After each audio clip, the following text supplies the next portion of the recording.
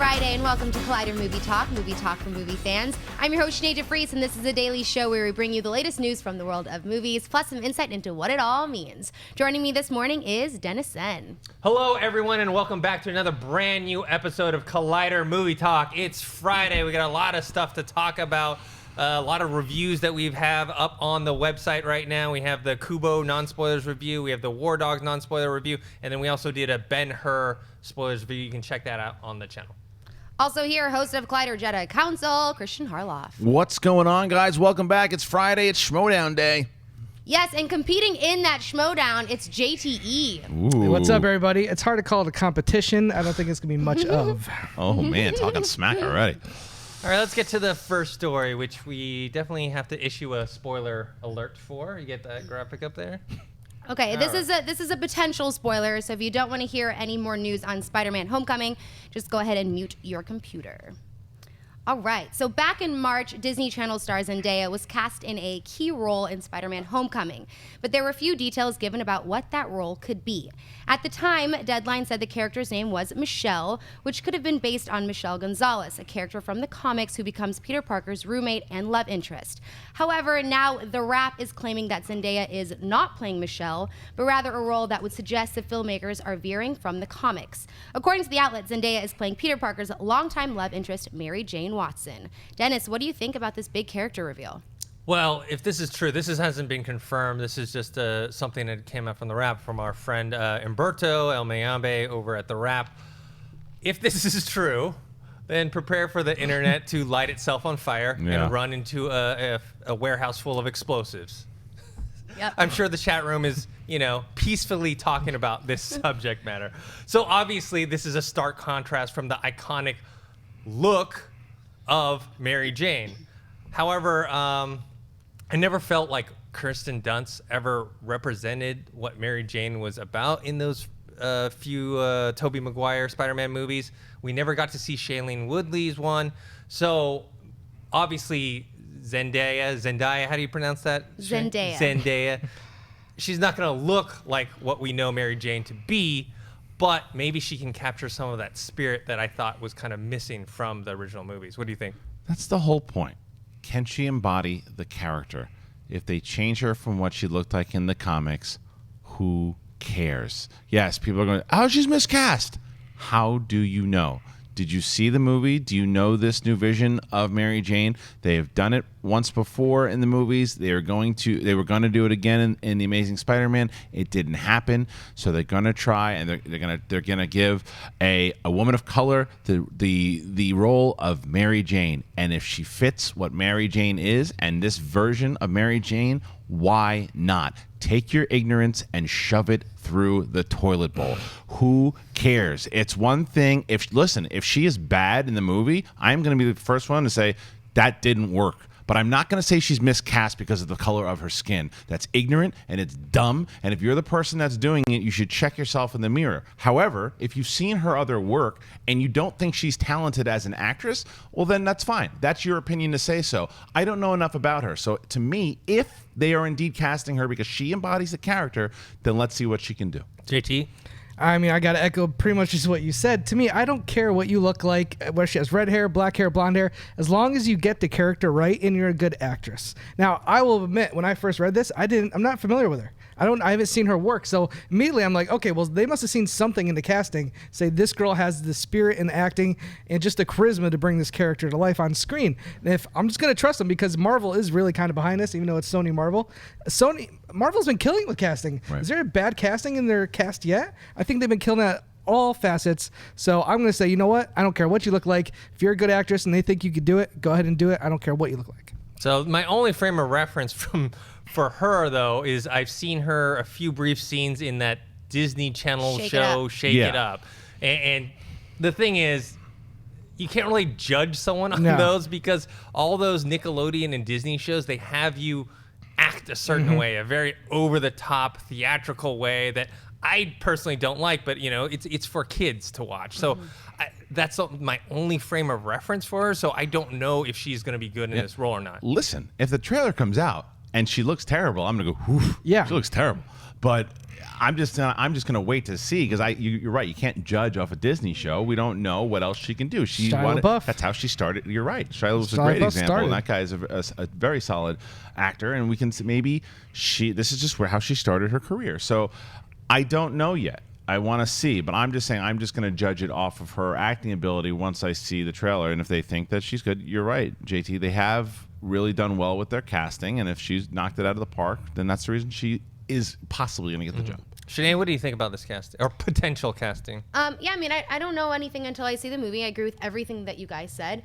I will say that back when I was going out for scripted TV all the time, and I used to go out for Nickelodeon and Disney all the time, the casting directors would often put notes to watch Zendaya because she has incredible comedic timing. And it's true. She kind of knows where to put her little quirks and her jokes in, and she helps like the scenes flow. So I am extremely familiar with her only because a lot of casting directors would always use her as a reference because she's really funny. And we kind of know from what we've seen of Spider-Man so far that this is going to be like a comedy. It's going to be a fresh take. So I think so far, based on what I know right now, to me, she seems perfect. But obviously, I won't know until I see anything. Weren't you on a Nickelodeon show? Yeah, I was on Big Time Rush. I'll be Googling. Google. All right, what's next? Alcon Entertainment has finally rounded out the cast for its upcoming Blade Runner sequel. The studio just announced that Oscar winner Jared Leto is joining the ensemble in a key role, and also added that he'll be turning in a performance as a memorable, never-before-seen character. Ridley Scott, who directed the original Blade Runner, is serving as executive producer. Sicario director Denis Villeneuve is set to helm the film, and Blade Runner scribe Hampton Fancher is co-writing the script with Michael Green. Harrison Ford is back as well, reprising his role as Rick Deckard. The ensemble also includes Ryan Gosling, Robin Wright, Ana de Armas, Mackenzie Davis, Barkhad Abdi, Lenny James, and Dave Bautista. Kristian, your thoughts on Jared Leto joining Blade Runner 2? He's the perfect type of weirdo for this movie. This is, I mean, and I say that in the best way possible. He is eccentric. He fits in this world. Blade Runner, the world of Blade Runner is weird. Jared Leto plays weird great. You can see him really fitting into this. I'm surprised he wasn't cast first. He is absolutely the right fit for this. You know he's going to bring a nice touch of strange with him into this movie, and that's what you need for Blade Runner. And I think, and what Villeneuve does well is get great performances out of actors, and to get a great performance out of Jared Leto doesn't seem like the hardest thing to do. So in order to those two working together is exciting, and the surrounding cast is exciting also. JT? Yeah, it's so interesting. When I hear this casting, I'm like, who's he going to play? And you're saying it's a new character. I immediately kind of wanted to put him in the villain category. Imagine the first film in Blade Runner. Rutger Hauer is a strange dude. And I can almost see Jared Leto playing that role in the original film. But this isn't a remake. It's not a remake, but I'm just saying, like, I could picture Jared Leto playing that Rutger Hauer role. So I'm kind of curious if he's going to play that role in this movie. Maybe he's the android who's on the escape, and I'm guessing Gosling's going to be the Harrison Ford of this. Maybe I think this story's going to be similar. I don't think it's gonna be a remake. I think it's gonna be a sequel, but I think the story's probably gonna be very similar to androids rebelling and these police officers having to go after them. Yeah, and for me, it's I don't fall into that camp of like John Schnapp, who like absolutely loves this film, the original. I like it, and I'm really looking forward to this one, mainly because of Denis Villeneuve and his direction. I want to see what Roger Deakins does with the cinematography of this film.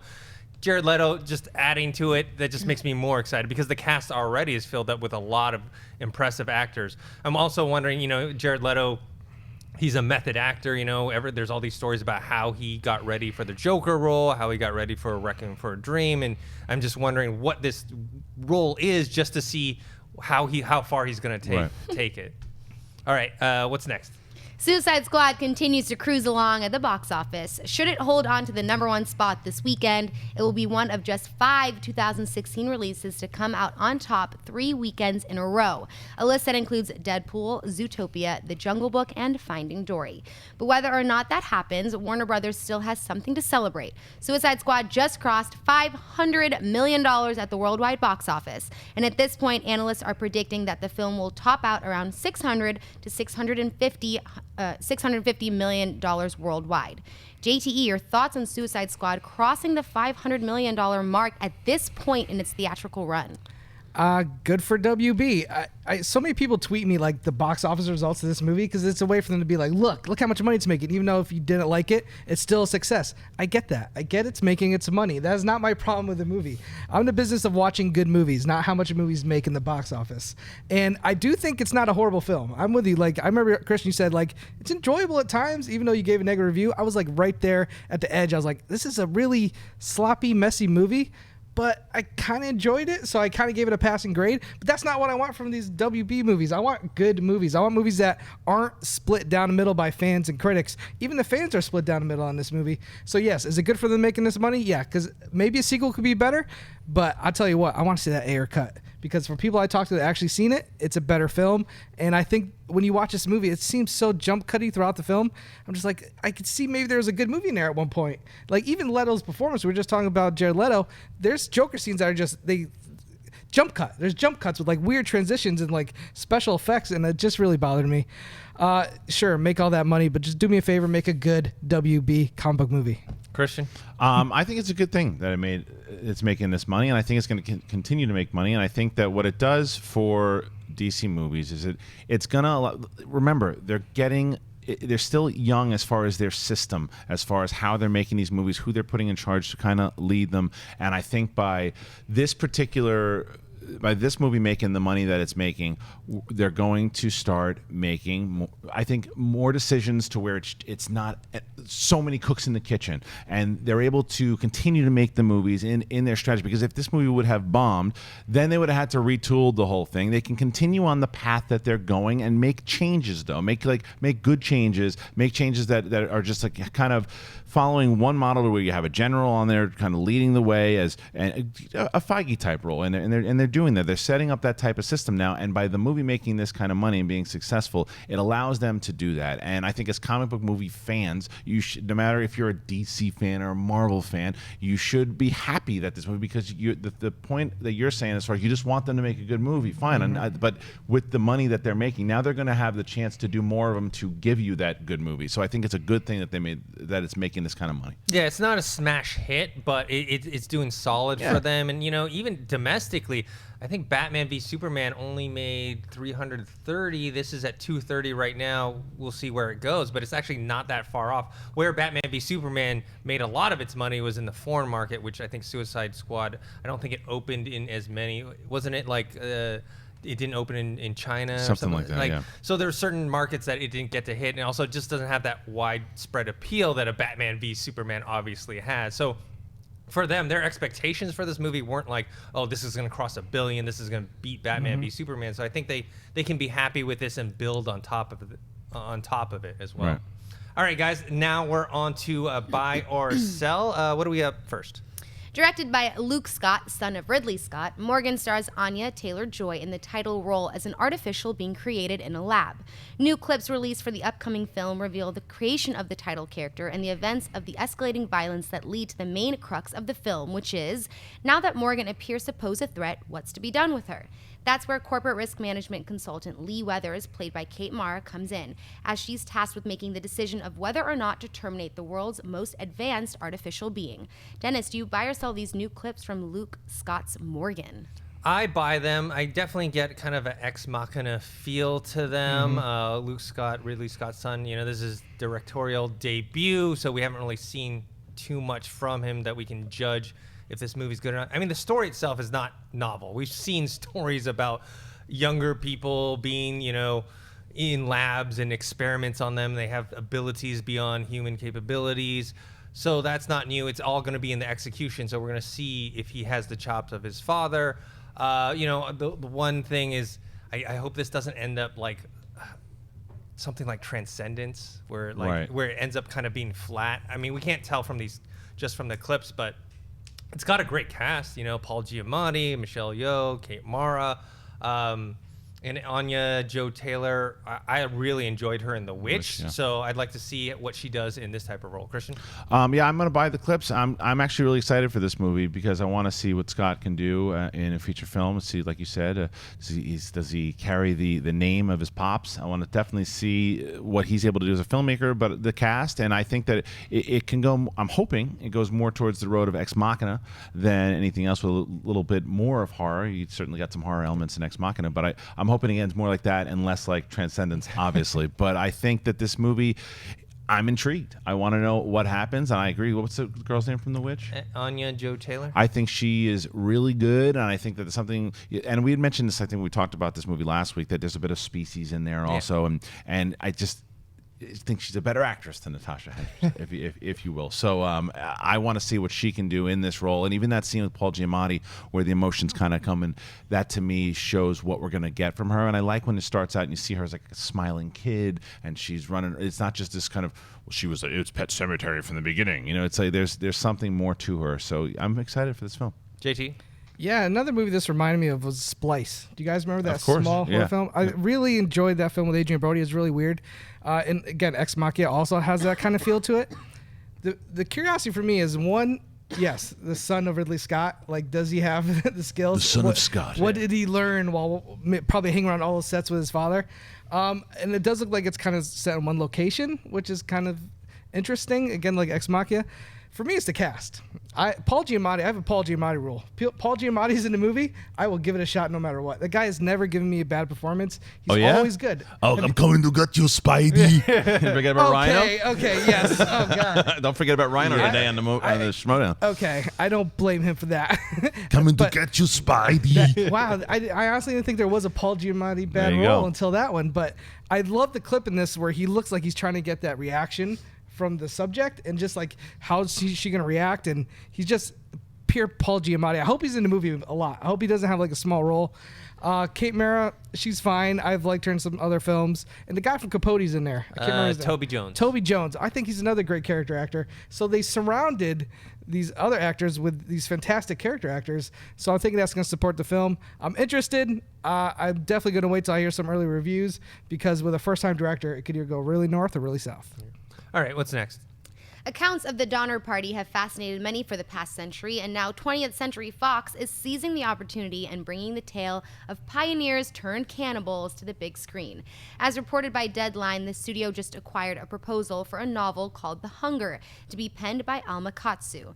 The story is said to put a Walking Dead-style twist on the account of a group of pioneers who set out on a wagon train journey from Wyoming to California in 1846. They became snowbound in Sierra Nevada, and facing starvation, some of them turned to cannibalism to survive. Christian, do you buy or sell a Donner Party movie with a Walking Dead twist? I'm so confused. Yeah. But it's cannibalism. I know, but I'm strangely going to buy this. I know. I can understand if anyone else sold this, and if the chat room sells it, I get it. We've been through these types of movies before, when you take the real events and you throw these kind of movie twists on them, and I don't know. There's something about it to me that goes, this could be really creepy, weird, and interesting. So I don't know why, but today I'll buy it. Tomorrow I could sell it. Yeah, I'm gonna fall into that sell I get it. camp. I get it. It's just one of those things where it's like this true, bizarre, tragic story, and then they're taking it and turning it into like a zombie flick. I don't know. And then I think during our pre-production meeting, Perry had mentioned that maybe Luke Scott, who we just talked about for Morgan, may be attached to this movie. Maybe after I see what happens in Morgan, Right. I think, which we're seeing, I think next week, see how that goes, and maybe I'll be more excited for this film. But otherwise, it just seems like a bizarre. It totally take on does. it. Absolutely. JT. Yeah, I was really excited when I read it was about the Donner Party, because I think that's a real interesting story in history, and like I would love to Well, see. you thought it was Richard Donner. No, Richard Donner. That'd be. I'd love that. But so I was really excited. Like then I read the whole Walking Dead angle, and I immediately went to Abraham Lincoln Yep. Vampire Hunter, Yeah. Yep. and I hated that movie. I think it was a dumb concept that actually could have worked, but it didn't work at all. And then there was Prides and Prejudice and Zombies last year. I this actually year. enjoyed that movie. Did you enjoy Yeah. it? I didn't see didn't it. like it. Okay, I Yeah. heard mostly bad things. So I haven't seen this kind of like cross thing really work yet. And I just comes to me, I'm a history buff. I'd rather see the actual story with like really good actors and see how like get a little bit of a history lesson and be entertained instead of some zombie thing. But who knows? Like you said, maybe I'll see a trailer and I might be like, oh, okay, it could be good. It sounds ridiculous. It does but sound ridiculous. I don't know, but this to me, for some reason today, I'd like to see it. All right, let's last buy or sell. Hell or High Water has been an unexpected strong addition to the end of the summer movie season, and Collider.com had the opportunity to run an exclusive clip from the film. The movie stars Chris Pine and Ben Foster as two brothers driven to a bank robbing spree by financial desperation.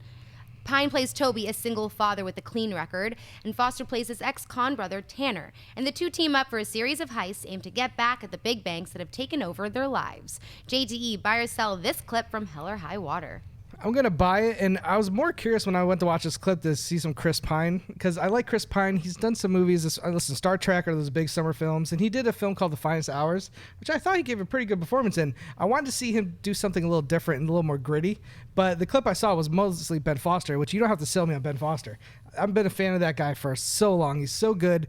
310 Yuma, small role. If you guys haven't seen that movie, check it out. He's a badass who's just 30 Days, crazy. 30 Nights. Is that the other one too? The vampire movie? Yes, he's Yeah, also really in good in that that one. too. Yeah, he's great in that. So Ben Foster, I'm sold on. I'm more curious to see this movie, not only because it's getting good reviews, but I'm really interested to see what Chris Pine could do in like a different kind of role. Something that he could maybe stretch his acting abilities a little bit more. Yeah, But I'll buy it for the most part. Yeah, I buy this clip as well. It's not a very long clip, and it is mostly focused on Ben Foster, which you mentioned. He's an underrated actor that a lot of people don't know about.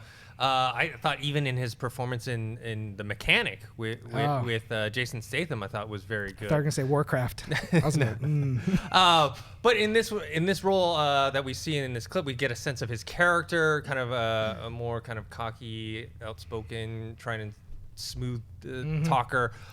I haven't seen that from him before, so I've heard a lot of good things about this movie and his performance. Chris Pine, you're right though. He's been mostly in these major big block Jack Ryan. budget movies, and it would be interesting to see how he is in this one. Christian? What was the one? Shoot, Chris Pine before he blew up. He was in that movie. Crap, I can't. Before Star Trek? Yeah, it was before Star Trek, and he was in Princess Diaries 2. No, it wasn't. Was it that indie hit? Nah, he played a creep, and I can't remember the damn. It was. I think that it was a Joe. Shoot, I gotta. Oh, what happened to my eye? Fly in the eye again. I don't know what the hell the movie was called. Thank you, but anyway, I'm gonna buy this clip. I think that Ben Foster and Chris Pine and everything I've heard about this movie so far, it's a little more character driven, which that's what I want to see Ben Foster do. Get the hell away from that Warcraft movie. Get into a movie like this. This is something I want to see. Who in the God, and so that's exactly why. All right. Before we move on, we got. All right, we're gonna move along over to Box office predictions. Yell at that person. Yes. No, I think it's the UPS guy. Yell at Shame that he UPS doesn't person. know. Every week we do box office predictions brought to you by our friends at AMC Theaters. This is where we predict what the top 5 movies are for this weekend. JTE, which movies do you think are going to come out on top? It looks like Suicide Squad's going to continue bringing in that money. Here's another thing. We're saying how it hit $500 million. It hasn't had a lot of competition. You mentioned some movies there like Finding Dory that had 3 weeks, and Civil War, I think, had 3 weeks also. This movie is coming at the very end of the summer where it doesn't really have any big film competition. Like the smaller films will come out this week. You got War Dogs. I think that's going to be the closest thing to beating it. Although it's going to be, for me, it's a 2-place race between second place. It's going to be Sausage Party and War Dogs. And they're both going to make probably around $17 million. I'll give the edge to War Dogs only because I think Jonah Hill's had a lot of hit movies recently. Like his last couple of films all been really good. And Miles Teller's coming up. And Todd Phillips, the director of Hangover, they're really kind of pushing that Hangover vibe. So I'm going to say it's still going to be Suicide Squad #1, and then War Dogs, Sausage Party, and then the last 2 is probably Pete's Dragon. Is probably the 4th one. What was the last film? What else is in the top 5? Kubo or Kubo. Ben-Hur. I think Ben-Hur's not making the top 5. I think that's going to bomb. Okay. It looks horrible. The reviews have been mixed. I just don't see anybody want to run out to see that movie. So, yeah, I'm going to go one more time. From 1 to 5, I'm going to go #1, Suicide Squad, War Dogs, Sausage Party. Then I'll go Kubo, then I'll go Pete's Dragon. Okay, I have a way different list than you do. Really? I got #1, Suicide Squad. Yeah, Okay. I think it's going to repeat again. Yeah, it is a weaker part of the movie-going season, so it's not like it's like running away with the Yeah. box office. 2, I have actually Sausage Party. I think a lot of people are still watching that. 3, I have Kubo and the Two Strings, which is getting a lot of good buzz. I'm really looking forward to seeing that. Number 4, I'll do Ben-Hur. I think there is an audience for that. I mean, it's getting mixed reviews, but at the same time, I think it's based on the classic, so a lot of people are wanting to go see it. Then 5th, I think War Dogs. War Dogs, I just haven't seen that much promotion for, at least from I just haven't seen a lot of commercials or anything like that, so I'm not sure if even people know what this movie is about. Kristian? For me, I'm going to start with number 1. I say Suicide Squad is going to repeat. Also, I agree with Dennis, and I have the number 2 in Sausage Party. Number 3 actually is War Dogs, I think. Oh, War Dogs. I would say number 4 is going to be Kubo and the Two Strings, and then number 5 I have Ben-Hur. Okay. Wow, so Ben-Hur's going to hit top Yeah, five? I think Pete's Dragon will get pushed out, unfortunately. Okay. Well, before box office predictions, we were going to the Not Wendy Cam, but then unfortunately the UPS guy showed up, and Cody had to run away. So Cody, what are people talking about in the chat room? The UPS guy. Yeah. Story of my life, man. Okay, all right. So for the Blade Runner 2 news, Heath Jones says Jared Leto will fit well into this world. I just hope this movie isn't a letdown. Naman Idris says, I am psyched for Jared Leto in Blade Runner 2. He's an amazing actor, and in the Blade Runner world, I think he will fit in perfectly. For that Donner Party movie, Doug Joseph, it's been big sells from everybody. He says, this feels like a bad idea. Will either be too tame or make people throw up. And then Taylor Bren says, I'm with JTE. If you tell a history story, it sounds much more appealing. And also, everyone is trying to find clips of Sinead in Big Time Rush. So, let's get on there. All right. Also coming out today, we actually have the SMO Down at 2 p.m. Kristian, let everyone know who's competing today. Well, there you go. There is the picture right there. It is JTE Little Evil going up against the Wild Man Josh McCouga. This is a really big match because both these guys have not won a singles match since 2014. They both did really well in the tournament in 2014. If whoever loses does not get a shot at competing in the Ultimate Schmodown tournament, which comes up very soon here in September, Little Evil was supposed to play Finstock. Finstock had to drop out, and now McCouga steps in. JTE, what do you think about McCouga? Are you worried about this guy at all, or what? I'm not really worried. I would like to put up this show and be like, oh, it's going to be a close match. Oh, man, I don't know what's going to happen. I'm a little worried I might not go to the tournament. I feel so relaxed and comfortable that I feel like just go ahead and make the chart for the tournament and put me in there. Because I honestly don't think McCouga could beat me. He's lucky. Listen, that's the thing. He got really lucky. Luck, you know what the thing about luck is? It runs out eventually. I'm not relying on luck. I'm relying on film knowledge. And I know, for a fact, I know more than him. When somebody's favorite movie of all time is Bad Boys 2, I'm not that worried. Yeah. That's just a fact. Okay. Dennis, who do you think? Who do you got today? Oh, this is a tough one because, like... It shouldn't be. Yeah, I think JT squeaks it out. Yeah, gets by a little. I think McCouga is an underrated player in the tournament. He's underrated. Look, because people look at him and they're like, he's just like he's a goofball. Yeah. And look, he almost beat Clark. He came back against Clark Wolf. Yeah. He almost beat Roca. Last question. So I wouldn't count him out, but I think Little Evil is due. Yeah. All right, guys. Now on to Mailbag. This is the portion of the show where we answer your viewer-submitted questions. How do you do that? You send in your questions to us on email, collidervideo@gmail.com. We'll answer them here on the Daily Movie Talk Show or on our weekend Mailbag. Sinead, what do we got? Christian Thorpe writes, hello to my daily addiction that is Collider. I just streamed The Lobster last night, and that has to be one of the weirdest movies I've ever seen, and I loved it. What is the weirdest movie you've seen that you strangely loved? Thanks for all you do. I personally haven't seen The Lobster yet. I've heard some pretty good things about it. For me, in general, I try not to watch too many weird off-the-wall movies. I usually like to have some sort of structure, some sort of base in reality, even as weird as a movie can be. So as far as weird and strange movies go, I think Charlie Kaufman's movies, like Being John Malkovich, Adaptation, Eternal Sunshine of the Spotless Mind, are kind of the weirdest movies that I enjoy. I know they are not totally off the wall crazy, but they are strange, and I really like them. JT? This is a hard question because, like you, I like structure. I like a good story. Sometimes when things go too weird, it turns me off a little bit. I'm going to go to one of the recent films this year, Swiss Army Man. Like, when I saw that trailer, I said, this looks a little too dumb, silly, and weird for me. And I went and saw it, and I absolutely loved it. Because I think the filmmaking, even though the film has such a weird premise, the director, through visuals, makes it work. So, again, when I first saw this question, I was like, man, this is tough. I don't think there's that many growing up. I almost want to say Natural Born Killers, because that is a freaky movie the first time you see it, with the editing choices that Oliver Stone makes and just the way it, like, different styles and film stock that he uses. But I'm going to go Swiss Army Man. It's more recent, and I want more people out there, if you haven't seen it, to go see it when it comes out on Blu-ray. Pick it up, rent it, VOD, whatever. It's a great film. Kristian? Well, you mentioned Eternal Sunshine of the Spotless Mind. It's one of my favorite movies of all time. So if you think it's weird, cool. Then Enemy is another one. Enemy with Jake Gyllenhaal. I didn't know what to expect from that movie, and I really wound up enjoying it. I still don't know really what the hell happens at the end, and I don't need to. So I think that's. I mean, do you consider Inception strange from the end? I don't know. I don't know. I don't know. It's a pretty mainstream movie, but those are the ones. And but for me, Eternal Sunshine of the Spotless Mind. All right, guys. Now we're moving on to live Twitter questions. You can tweet us at Collider Video, and Sinead will pick out a few. Sinead, what do we got first? All right. Abigail wants to know who your dream director for Suicide Squad 2 would be. Oh, man. I mean, I want David Ayer to do it. David Ayer get a second crack and maybe be able to make the movie that he wanted to make. Let David Ayer do his version of Suicide Squad 2. I like David Ayer as a director, and I think that David Ayer did a good job. I mean, it was a fun movie for the stuff that we got that worked. There's a lot of problems in the movie for sure, and I've made those problems, my problems with it, pretty clear. But David Ayer is a good director. Let him do it. But maybe this new system that I was talking about gives him a little bit more freedom to make the movie that he wants to make.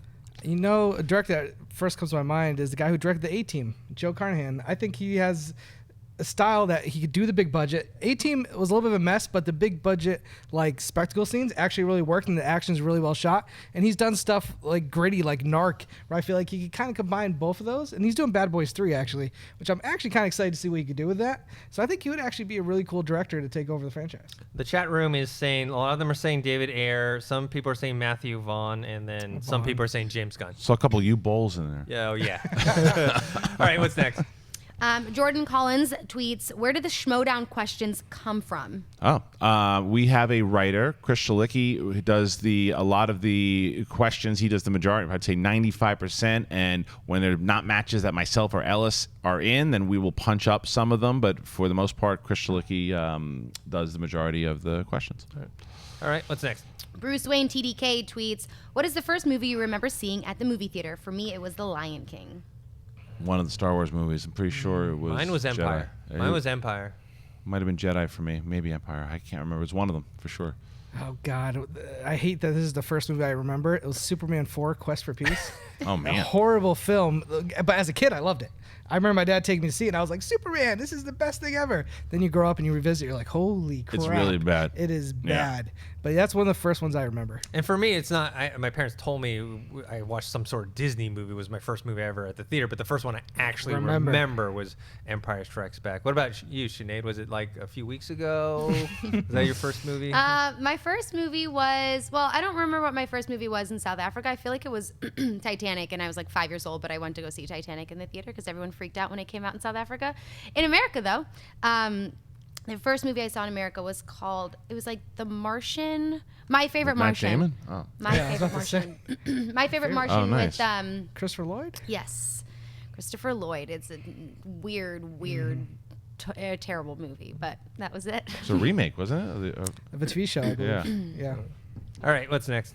Phil Fang Foom says, what's your favorite date night movie and or album? Sinead and Cody included. Oh. Phil Fang Foom. Let's see. Date night movie.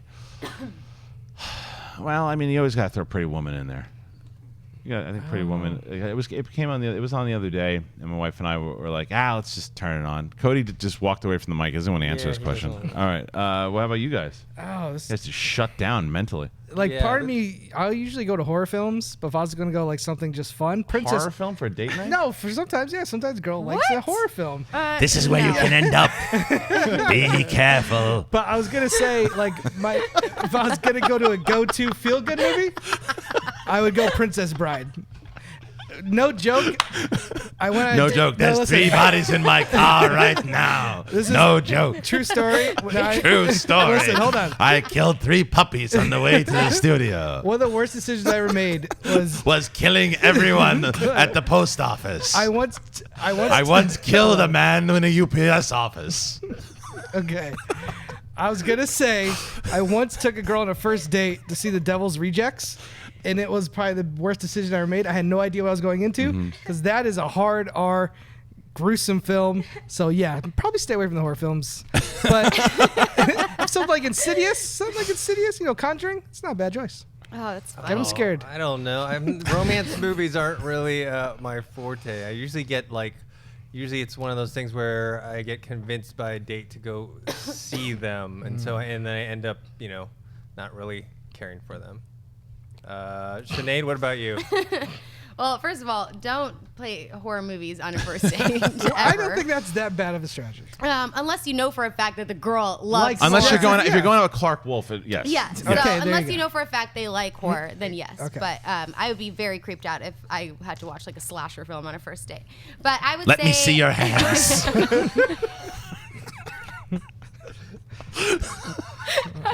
I would say that is so creepy. The face you make when you do that voice is the funniest. I would say, for me, I really like comedies on a first date because two romantic movies on a first date, it's awkward because at least with a comedy, it's you can relax and laugh. So anything comedy, really, even if it's a stupid comedy or a slapstick comedy, I'm all for it. All right, what's next? All right, Jonathan Patrick Orr says, if Power Rangers is a huge success next year, will they finally work on a live-action Voltron film? Who's Voltron? I don't know who Voltron is. It's like when we say Mr. Robot. Yeah. That's what I call my refrigerator. Voltron film. I think so. I think there's always been talks about a live Voltron movie, and I think a Power Rangers movie being successful will help get that further along. Remember, Power Rangers... They're looking to do 6, 7 of these movies. Really? Let's try and see if the first one is successful. With Voltron, you mean? They were working on Voltron for a long time. Justin Marks, who wrote the screenplay for Jungle Book, was actually had a pretty good Voltron script that was going around there, and they were going to make that for a bit. So I don't know if that's going to go back. And I thought that you'd hear more about it after the success of the Jungle Book, honestly.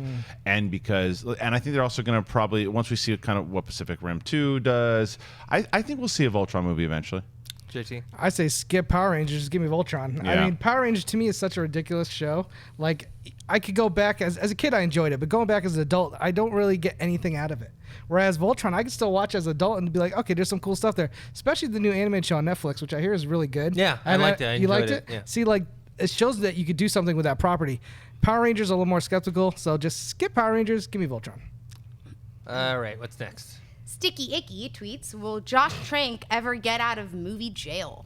I think so. I mean... Josh Trank? Yeah. I mean, it was just it was one movie. He won't be. I doubt he'll be working with Fox again. Right. Yeah. But another studio will pick him up. He made a movie, The Chronicle, that didn't cost that much money, and it made a good amount. So studios are always looking for someone that can do that.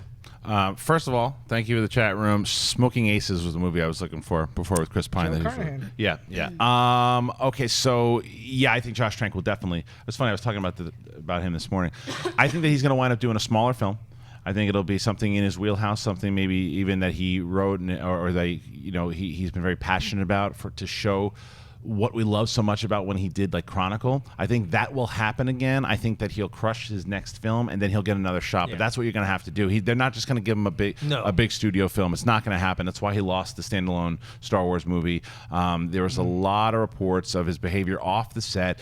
So whether it's true or not true, you want to get away from that. And this is a forgiving town. So make a good smaller movie, show what you do, and he'll be back. It's a forgiving town when you make money. Correct. Yeah. Yeah, kind of like Shyamalan did with The Visit. He did all these big budget After Earth movies, and he just kind of went back down to basics. Just tell a good story. Yep. Show that you could, get some good actors. Tell a good story with a good script. You don't need all the special effects. I think that's what happened to him. He got into, obviously Fox was a disaster for him. Didn't work out. Just go back to the basics, pal. Make a good small indie film, and then maybe once again down the road, taking our shot at a big budget film. All right, what's next? Jamie tweets, when are you filming the BVS commentary? That is something, yes, we have been planning on doing for a while. Everyone asks yes. about that all the time. Yeah. Ultimate cut? Hopefully soon. Yeah. Yes, Ultimate Okay. Cut. We did a spoilers review of it for Heroes, but we never got around to the commentary. It just happened to come out. It's the same thing that happened with the Star Trek Beyond review. It's just it came out at a time that was right smack in the middle of Comic-Con, where we had like all this stuff to prep before we went to Comic-Con, all this stuff after Comic-Con, and kind of now things are winding down. We do have more time, so hopefully very soon. Okay. All right, what's next? A Clay tweets, would Pete's Dragon have done better if it didn't open so close to the Jungle Book? I don't think Wasn't so. that Jungle Book close? is It so wasn't that far close. away. It was April. The Yeah. movie came out in April, Jungle Book, and then so from April to August. No, I just don't think there was a lot of excitement for it. And it's funny because that movie did well with critics, and like my wife and my daughter just saw it and they both loved it. Like people, it hits the audience it's supposed to when they see it. But not enough people have seen it. I think it'll play really well once it's on demand and on HBO. I think it'll probably find a new life there. But I mean, I personally thought the movie was just okay, Yeah, me but too. I thought it was going to do a lot better because I thought it was going to hit the right market, and I think maybe they didn't put as much promotion behind, but I figured like because they made the dragon all cute and cuddly that they were going to actually put a lot of marketing behind it, but it ended up not being so. JT? Yeah, I didn't see it, and I've heard mostly good things from critics. And yeah, it's nowhere close to Jungle Book. Maybe they should have put it in like September, where it's a little bit slower. Maybe they were going for that summer kids kind of matinee box office money. But for me, it's like, is Pete's Dragon really that big of a brand? Like, I don't know if they were planning on that history of that film to maybe carry it a little bit more. I feel like it's a movie I heard of when I grew up. I barely remember watching. It never gets brought up when you hear about the most beloved kids films. Right. No one brings up Pete's Dragon, so I think maybe they're expecting a little bit more brand. I just don't think there's a lot of audience for it, and I think people are probably the first time they're going to see Pete's Dragon. It's not going to be the original. It's going to be this one now. All right, what's next? Isaiah says, do you think Netflix exclusives like the thriller Hush failed to capture a bigger audience because of the lack in marketing? Think about something like Stranger Things that just came out that blew up, and as far as reports are saying, like it's huge, like in terms of numbers and people watching it. That's not something that had a huge marketing campaign. You didn't see Stranger Thing posters everywhere. You didn't see Right. Stranger Thing commercials everywhere. That was purely like a lot of people were just talking so many good things about it, and then it got other people excited, and something because of social media with Twitter, Facebook, Instagram, all those things. I think that's snowballed and made everyone want to watch it. So something like Hush, if it warrants that type of buzz, then it can be seen by a lot more people. yeah, it's the buzz. It's absolutely the buzz. I mean, that's what has always been Netflix's thing. Even when they started with House of Cards, it was. Did you see that show? Oh my God! And then the internet just takes it and runs with it. So I think that it's a matter of people who have caught on, because remember, we're also in an age that it could catch on in a year from now. I mean, normally it doesn't really happen that way. They put it out there, people are buzzing about it. It's like, because that's how Stranger Things happen. I would have never had even looked at it, but then every time Twitter. It was Twitter, but I was walking in here. Did you see it? Did you see it? I'm like, oh, all right, maybe it was something that I should, because you got to invest in these things. And I don't know if Hush would have gotten back. I don't know anyone who's seen it. Have you seen it? No, but I've heard like several people tell me it's really good. And I Okay. should check it out. And it's weird because Netflix, it's not like we don't have box office to go off of. It really is just people you talk to and people that you actually have seen the movie or kind of like pushing it forward. Netflix doesn't release numbers like ratings or TV. They Right. keep that stuff close to the vest. When they have a really big show, they'll come out and be like, so-and-so is the biggest watched show on Netflix ever. Like, I think Adam Sandler's last movie was like the most watched movie ever on Netflix. That's great for them to boost and publicize, but it's actually good because a movie like Hush might not have got a big release. Well, even The Get Down right now. Oh, That's the one. Get Down? I- That's the one. The Baz Luhrmann. Yeah. I mean, I don't know. I know you guys talked about it on TV. I know. I couldn't believe it. I loved that show. I What? thought Oh, I is it good? loved it. I thought the first episode. I've Oh, only seen okay. episode 1, but I heard TV Talk like went bananas on it, and I was like, oh, what the hell were they watching? I had so much fun with that show, but that's a little bit more of a controversy. Some people are talking about, some people aren't. One interest is like Netflix. I feel like they push their series a little bit more. They don't really push their movies as much. The only movies they really push are the Adam Sandler ones, and they did the same thing with Beast of No Nation because they wanted to get that award. buzz, They want to get the Oscar buzz out there. These smaller films like Hush, I feel like they just throw on there for their customers, and it kind of finds its own audience. But even some of their series, like I said, Stranger Things. Like, okay, so House of Cards. Yeah. They put a lot of their put money flagship into show. marketing that. They, True. you know, And you got because they had Kevin Kevin Spacey, Spacey, right. so you saw a lot of posters. And I remember when Orange Is the New Black came out, that didn't really get that much promotion, but it was all word of mouth. People Right. were just talking Yeah. about that. So. Sometimes I'll hit Netflix and there'll be a show starring somebody I like. I never heard of until I saw on Netflix. Will Arnett has a show called Flaked. Have you heard of the show? Yeah. But I heard nothing about it until one day I turned on my Netflix and it was there. You dug it. And I was like, oh, okay, cool. Well, someone I have heard of is the King of Wakanda, and apparently he's a big fan of you. Okay. I don't get it. No, don't worry about it. All right, let's do one more. Sean wants to know, are we ever going to get a Sith anthology movie? I hope so. Sith anthology. I mean, I hope so. I mean, I do think that a Knights of Ren movie is more possible than anything else. As we get close, after we get past episode 8, I think 8's going to really focus on the Knights of Ren. And I think if we get an anthology film, if you're going to, because you can kind of balance it, you're not going to be able to have a full movie with hardcore villains like that, because even you look at Suicide Squad, there was still, I mean, Will Smith was bad, but he still had some good things about him. got a heart of gold. He's got a heart of gold. So the Sith are just pure evil, so it'll be hard to do. So I don't know. For me, I don't want to see one. I'd rather see a Knights of the Old Republic. Yeah, me like, too. Like trilogy of movies, and then incorporate the Sith lore into that. I'm not as big a Star Wars fan as obviously you guys. Yes, of course. It's hard because having a villain as a protagonist is a hard thing to pull off in a movie. I would like to see it maybe in almost what we didn't get with the prequels, where we got to see Anakin become Vader. It was so sloppy. It didn't really work.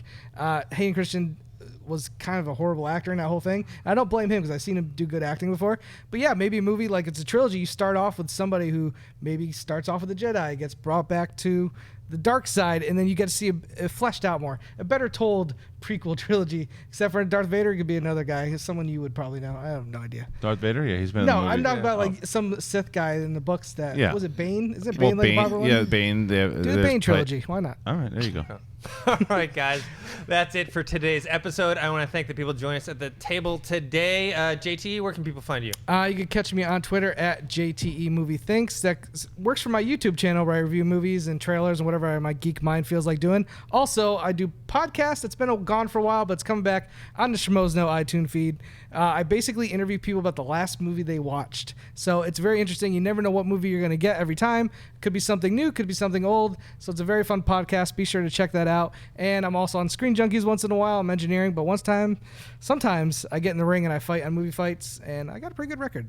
Not as good as my SMO Down record right now, but pretty good. Christian? Well, hopefully this character gets to get that win over the losses and make himself 4-3. That happens today. And here's a little added bonus for you guys watching today. So here's what happens. If Makuga wins, then Ellis will play Sam Levine in the Ultimate Schmodown, and I will play John Roca. Now, if JTE wins, John Roca will play Sam Levine, and I will play Ellis.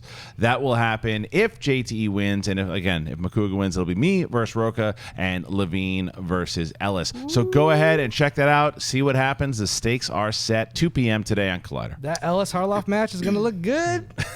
you would love that. Sinead, where can people find you? I'm online at Sinead DeVries and at thatsosinead.com. On Mondays, hosting TV Talk. Here on Fridays, hosting Movie Talk and hosting Mailbag over the weekends.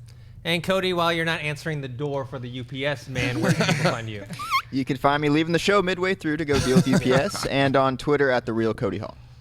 And you guys can find me on Twitter at ThinkHero, on Instagram, Dennis.tzng. You can find me on Movie Talks on Mondays and Fridays, and also on the Saturday Mailbag show. Also, don't forget to subscribe to this YouTube channel, youtube.com/Collider Videos, and we'll see you guys next time.